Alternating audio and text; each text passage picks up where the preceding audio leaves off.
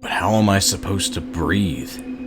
This was one of the many questions I asked while the concept of the Gasping Game was explained to me. The trend was as dangerous as it was viral. I don't even know where it originated, to be honest. All I knew was that it seemed like a really bad idea. I should have trusted my gut. About a week ago, we all went over to Bird's house for a kickback. Just a few people, nothing crazy. Bird was a tall, lanky guy on the water polo team that I had a brief thing with freshman year. Didn't last, neither did he, if you catch my drift. He always kept it pretty cordial between us, though. Bird lived with his grandma, who so kindly allowed us to gather in her grimy, disgusting basement whenever we wanted to smoke, drink, or fuck around on weekends. Guess when you're that old, you just stop caring. She usually let us be as loud as we wanted, though sometimes if things got a little too rowdy, she'd stomp on the ceiling, as if to say, "Shut the hell up down there." Anyway, I hopped in my old Ford Ranger and picked up Kirby. She was always first since she lived close to me, was also my best friend. Then Reese, who the two of us had known since like kindergarten. "I'm gonna get fucked up tonight," said Kirby. "I'm not," I responded. "Lying bitches, both of you," added Reese. We laughed collectively for the last time as we sped across town. That night was like all the rest, half a dozen of us hanging in the basement, trying so desperately to escape boredom. It wasn't long until one of Bird's friends, Pity, who'd gotten his nickname from the fact that his armpits always reeked, suggested we play. "You guys heard of the Gasping Game?" he asked. "You clearly just made that up," someone joked. "What are the rules?" another asked. Pity locked in on me. I still don't know why. "Jules, you go first." "Why me?" "Because you're brave and shit," he smiled. "But I'm not," I thought to myself.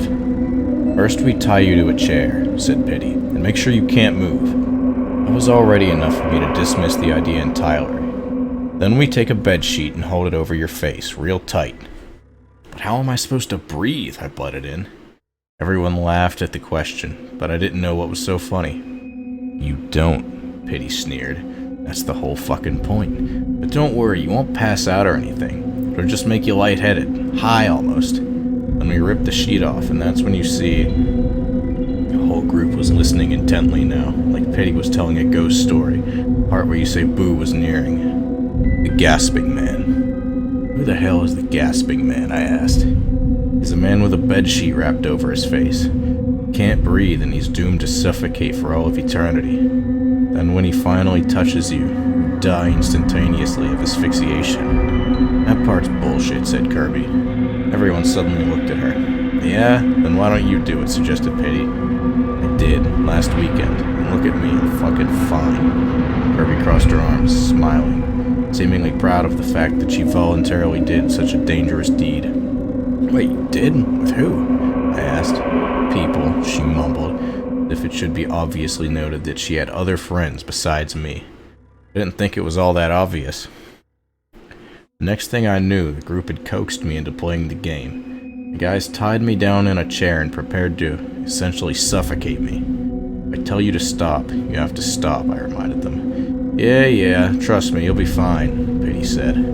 My heart was pounding, but honestly, I was still kind of bothered by the fact that Kirby had played the game without me.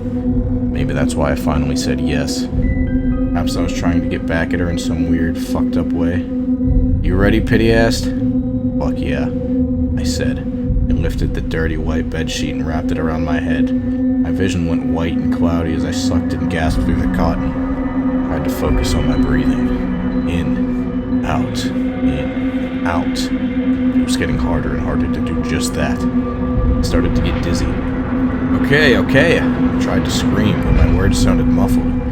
Felt like I was under there for years. By the time they pulled the sheet off, everything had gone blurry. I was dizzy and the room was spinning. I couldn't tell if it was because of the lack of oxygen in my brain, or just the adrenaline. It was over, and I was grateful for that. "So, do you see him?" Slowly peered around the room, my heart still racing. "Oh my God," I mumbled. What is it?" Reese shrieked. Then I laughed. "Gotcha. You bitch." After we drank more and smoked more, we made jokes about the Gasping Man coming to get us. I can still hear the sound of everyone laughing their asses off while Reese chased us around wearing the bedsheet before he ate shit. That was before everything changed. Once I got back home, I couldn't sleep. Kept thinking I was seeing things in the corner of my room. Shadow, maybe. A figure in the dark. You're just being paranoid, I thought to myself. Gasping Man is not real. It's when my phone buzzed and scared me half to death. It was Kirby calling. I answered. Fuck's sake, Kirby, you scared the shit out of me. First, she didn't say anything. She just breathed into the phone. I see him, she finally said. See who? I asked. Who do you think? Now she was whispering. Gasping Man. My first thought was that she was trying to get one last scare at me before bed, so I entertained the idea. Yeah, what's he doing? He's just standing in the corner, staring at me, she said calmly.